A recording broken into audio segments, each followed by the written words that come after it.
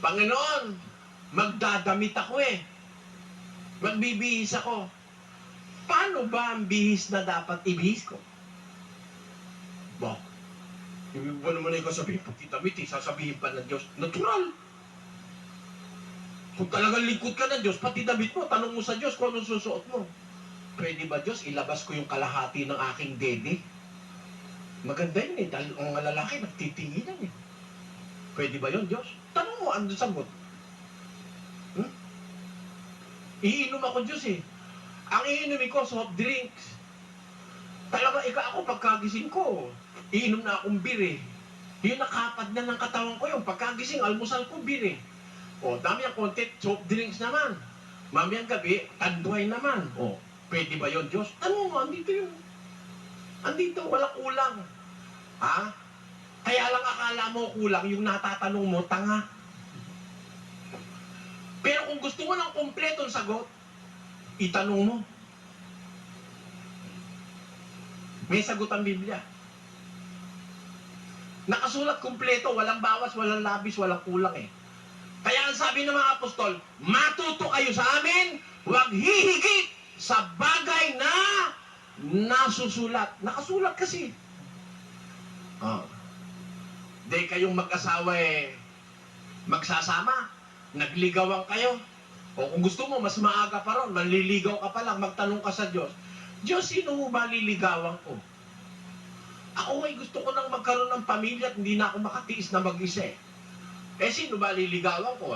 Andyan si Lorna, si Pe, at saka sino pa isa? No? Si Aida. Oh. Sino ba doon sa tatlo pipiliin ko? Tanong mo sa Diyos, andito. Halimbawa, si Pe, madaldal. Putak ng putak, mula umaga hanggang gabi. Sabihin sa'yo ng Diyos, si Aida yung madaldal, ano? Si Lorna naman, masyado naman silosa yun. Natingin lang ako sa iba, nagagalit na, nangungurot. Si Loida ba yung silosa? Si Pe. Si Pe naman po ang daling magaling. Parating galit. Alam mo, sagot ng Diyos? Sagot ng Diyos, maghanap ka ng iba, wala sa tatlo. Meron dito yun. O maaari tumatawa kayo, maririnig nyo yan sa darating na mga gabi ng ating pag-aaral. Ano man ang gusto mo na itanong na aral ni Kristo, gusto mong matutunan kay Kristo mismo. Sabi nga ng kawikaan, direct from the horse's mouth. Ano? Mulang sa bibig mismo ni Jesus, maririnig nyo sa pamamagitan ng nakasulat. Kaya sinasabi mismo galing kay Jesus, nakasulat eh. Wala naman labis, wala naman kulang eh. Hindi ko naman pwedeng bantuan yon. Yun ang maririnig mo. Yun nakasulat. Ganon ang pag-aaral ng kaligtasan. Para makatiyak ka. Limbawa, may sinabi ko, mga kapatid, abulo yan. Pera ito, pera. Alam nyo naman yung pera sa iba, mahalagang masyado yan eh. Pagdating sa pera, nagdidimandahan niyang magkakapatid at magkakamag-anak eh. Pagdating sa pera, pumapatay ng kapwa-taon tao eh. Bakit pagdating sa pastor eh, hindi ka man nagtatanong, bigay ka ng bigay ng pera. Tanong muna sa Diyos, Diyos, ito bang pastor ko humihingi ng pera sa akin, bibigyan ko ba? Tanong mo, sasagutin niya. Sige, bigyan mo. O kaya sabi ng Diyos, huwag mong bigyan, tarantado yan. Niloloko ka lang yan. Nandito naman ang sagot eh. Kung sino bibigyan mo eh. Kung sino hindi mo dapat bigyan, nandito rin eh. O alin pa ngayon ang maiisip niyong aral na wala sa Biblia? Subukan nyo. Mag-isip na kayo ngayon ng aral na wala sa Biblia. Tutol ako. Lahat ng aral na ikabubuti ng tao. Mula sa isang ama, sa isang ina, sa isang binata, sa isang dalaga, sa isang bata, sa isang mangaral, sa isang biyuda, sa isang biyudo, may aral ang Biblia. Wala akong makitang kulang eh. Sobra pa nga yata eh. Alam niyo kung ba't sobra? Yung iba ayaw nang sundin yung iba tinuturo ko eh. Masyado naman ikaw, Brother Elin, dahil naman ikaw bawal. Ano magagawa ko? Yun ang sabi ni Kristo. Alisin mo bawal, walang totoo. Kaya lang may totoo dahil may bawal eh. Di ba? Mag-isip ka. Sa mundo, maraming bawal. Kaya ka mabubuhay ng mahaba. Maraming bawal eh. O, walang bawal ba? Sa akin ikaw walang bawal. Basta kahit ano gusto kong kainin, kain. O, sige. Kumain ka ng baboy araw-araw. Lamunin mo yung taba. Ang sarap nun. Magsigang ka yung taba. Gagalgalya, gagato. Laklakan mo eh. Aldordo may ta. Pabanwa mo. Matena ka. Buga lang. Kabiyasan bawal mo yung sarili mo. Sige. Mangasyas ka, Ken. Nung ngayon ka man makubit, makangiwi ka. Bakit? Kalalaklak babi. Kasi may buring babawal eh. Sabi na ng doktor, mas marok kayo ng taba ng babi, pinalaklakan mo. Nya, bata ka pa, masakit na ka kay puso. O, anak ka pa. Ganyan lang naman yan eh. Sa mundo, kailangan may bawal talaga. Pag walang bawal, matatay ka. Doon sa harap ng bahay, doon ka na lang tumae. Matatay na ako eh. Bawal ka eh. Doon sa CR pwede. Pero dito sa harap ng bahay, bawal tumae rito. Kung sabihin walang bawal, sige, tumae ka na dyan. Nakatatay ka na eh. Saan ka inabutan ng pag-ihi? Sa bus? Umihi ka sa bus. O, di ba? O, di, walang bawal ang gusto mo eh. Ang Katoliko ganun eh. Gusto walang bawal. Mag-isip kayo kung anong bawal. Lahat ng gusto mo, pwede mong gawin. Kaya hindi ka tayo sanay sa bawal eh. Pag nakarinig kayo ng bawal, akala mo hindi totoo. Pero yung pala, yung bawal, yun ang sa Diyos. May bawal ang Diyos eh. Mag-isip ka lang. May bawal. O, di ba gusto mo babae? Lalaki ka. Di ba gusto mo babae? O, tanong, lahat ba ng babae pwede? Bawal. Pagka lahat ng babae pwede, magkakalat ka ng lahi. Di ba? Bawal yun. Away ang mangyayari nun. Malay mo, gusto mo rin yung kumari mo, ando si kumpadre. Aba, away kayo, tatagain ka ni kumpadre, tarantado ka, asawa ko yan ah. O, tamo? Kaya may bawal eh. Yung iba ayaw. Ganun ang Biblia kasi eh. May bawal. Pag-aaralan natin yung bawal. Pag-aaralan din natin yung hindi bawal. Pag-aaralan din natin yung gusto mo na pwede. Yan ang doktrina ni Kristo. Bawal, hindi pwede. Hindi bawal, pwede. Gusto mo lang. Hindi naman bawal. Hindi naman pwede namang hindi pwede. Magpag-aaralan din natin yun. Ano, halimbawa, gusto mo mag-asawa? Pwede. Ha?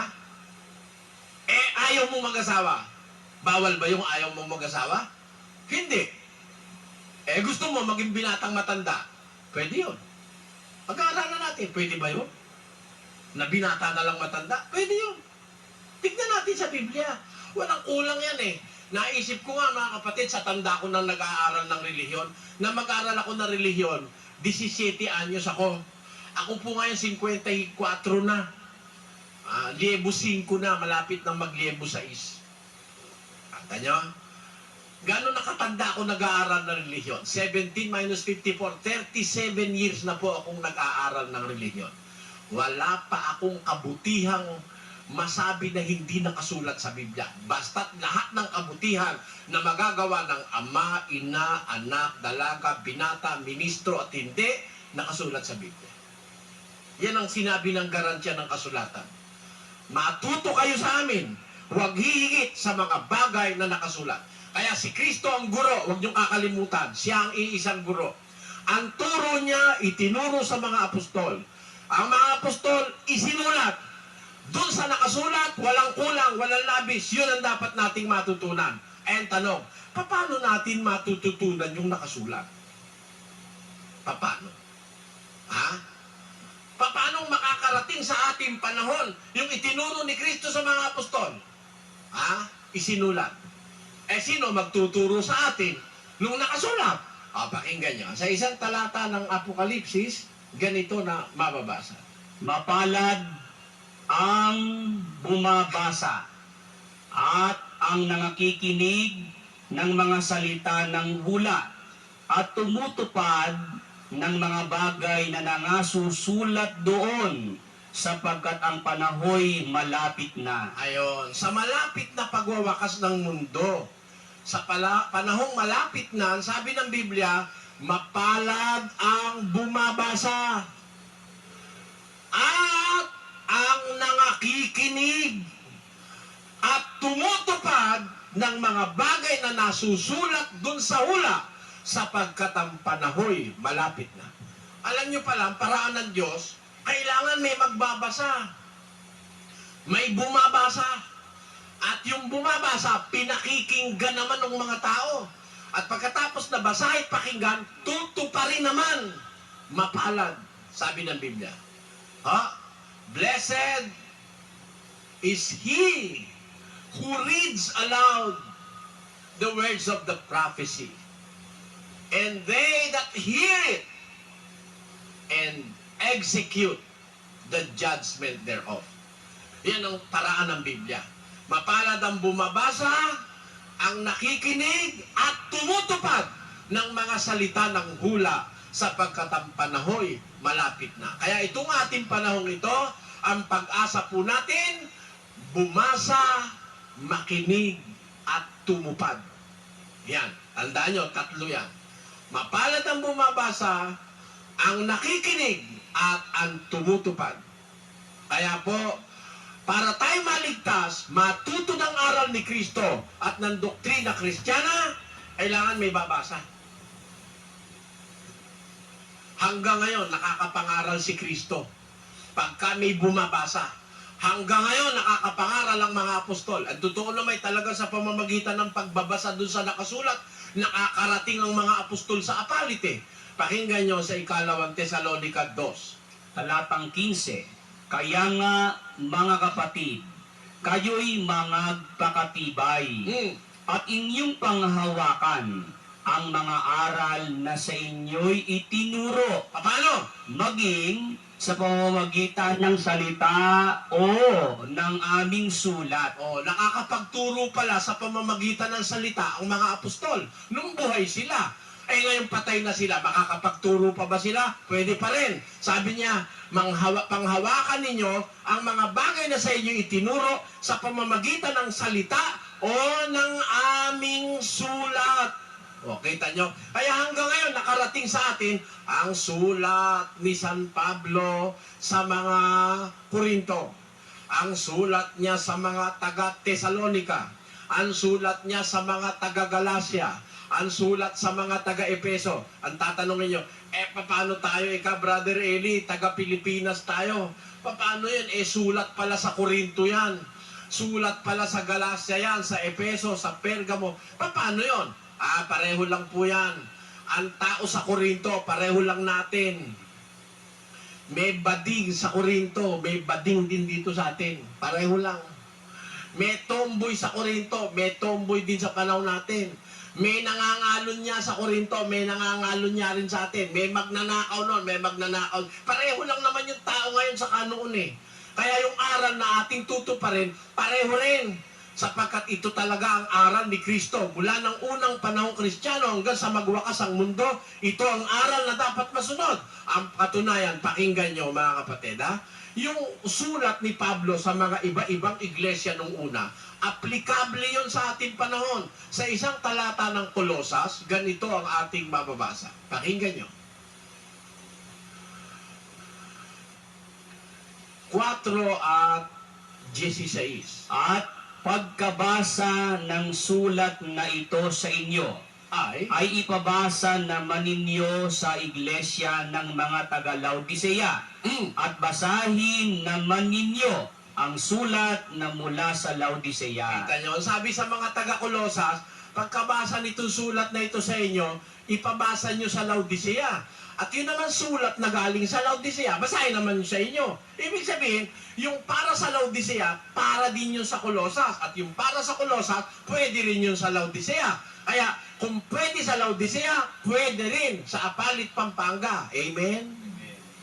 Kaya kahit saan ka makarating, yung pa rin yun.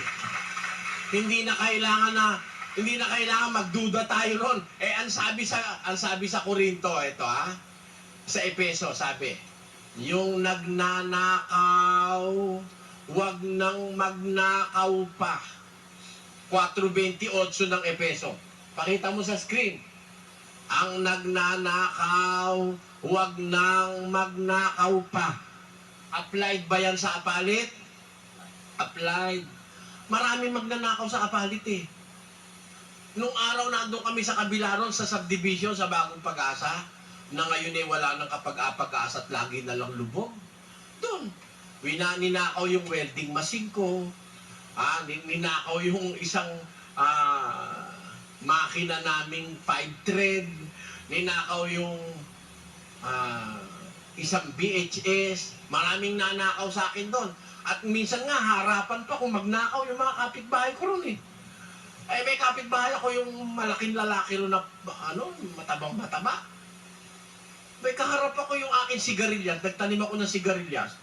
Ang lalaki ng bunga, habang ganon. May kaharap ako kinukuha eh. Akala mo siya nagtanim eh. O hindi ba yun eh, panunulisan? O kaya, sabi ni Pablo sa Epeso, yung nagnanakaw, wag nang magnakaw pa. Anong gagawin ng magnanakaw? Tuloy. Bagkus magpagal Magpagal. Magtrabaho. At na igawa ang kanyang mga kamay ng mabuting bagay. Kita nyo? Pwede ba yun sa apalit, mga kapatid? Na yung nagnanakaw ay pigilan sa pagnanakaw at pagtrabahuhin para gumawa yung kanyang kamay ng mabuting bagay. Huwag kang magnakaw, masama yun. Ang gawin mo mabuti para... Upang siya'y may maibigay sa nangangailangan. Kaya pag-aaralan natin ang doktrina ni Kristo sa mga magnanakaw. Kita nyo? Hindi ngayon. Sa darating pang mga gabi yun.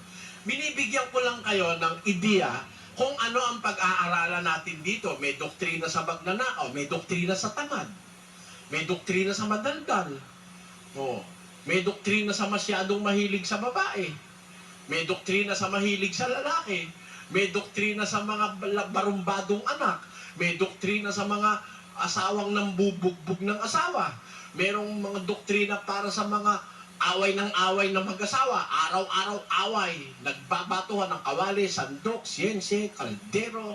Ayan, may doktrina para sa inyo si Kristo. Walang kulang kahit isa. Gusto nyong matutunan, direkto, galing kay Kristo, itinuro sa mga apostol. At ang mga apostol isinulat naman, babasahin lang ni kapatid na Soriano. Matututunan nyo ang doktrina ng ating Panginoong Jesucristo. Sana po, itiyagain ninyo mga kababayan, magtiyaga po kayo. Merong tayong natutunan ngayong gabi na isang mahalagang bagay ng kaligtasan. Wala tayong ibang guro na papakinggan, si Kristo lang. Si Kristo ang nagturo, itinuro sa mga apostol bago siya pumalik sa langit. Isinulat naman ng mga apostol bago sila mamatay. Ang sulat na ay kinasiyahan ng Espiritu Santo na karating sa ating panahon. At sa ating panahon, ang pag-asa nating maligtas ay basahin ang sulat ng mga apostol. At sa pagbasa, sundin ito at tuparin sa ating pang-araw-araw na pamumuhay. Dito tayo magbatay ng anumang gagawin natin sa relihiyon. Mag-aabuloy ka, gagastos ka, mananalangin ka, ikaw ay magpipinitensya kung meron man, ikaw ay, kung ano man ang gagawin mo sa relihiyon, dapat tingnan natin sa nakasulat, sapagkat ito ang aral ni Kristo. Ipinasulat para wag mawala, para wag makalimutan, nakasulat. At pag ito ang ating pinag-aralan, mga kababayan, darating ang panahon. Mula sa sulat na ito, malilipat ang sulat na ito, mga kapatid. Yung nasa pahina ng Biblia, malilipat po ito sa pahina ng inyong mga puso. Pakinggan nyo sa Hebreo, ganito ating mababasa. 8:10 Sapagkat ito ang pakikipagtipang aking gagawin sa sangbahayan ni Israel pagkatapos ng mga araw na yaon ng Panginoon.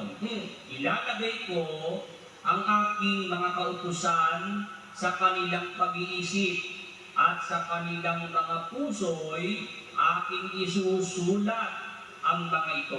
Mawawala pa ba, mga kapatid? Hindi na. Mula sa Diyos, binigay kay Kristo. Iniwan sa mga apostol, isinulat ng mga apostol sa Biblia, babasahin natin, tatandaan nyo. Pag tinandaan nyo, masusulat sa inyong puso. Itong nasa Biblia mismo, matatransfer sa puso nyo saka sa isip nyo. Pwede ba yon, mga kapatid? Pwede. Nangyari na po sa akin, kaya nasasabi ko sa inyo. Itong Bibliang ito, kahit po ito'y mawala pa, yung utos na nabasa ko't natandaan ko, nakasulat na po sa aking kaisipan at sa aking puso yung itinatawid ko sa inyo ngayong gabi. At yung mangyayari rin po sa inyo. Mangyayari rin sa inyo yun. Sikhayin nyo lang, maging matyaga lang kayo, magpuyat kayo ng 1 oras o 2 oras gabi-gabi. At sa tulong at awa ng Diyos, yung kautusan na yon na nanggaling sa langit, dinala ni Kristo sa lupa, itinuro sa mga apostol, isinulat sa Biblia, malalagay sa inyong mga puso sa pamagitan ng inyong pakikinig.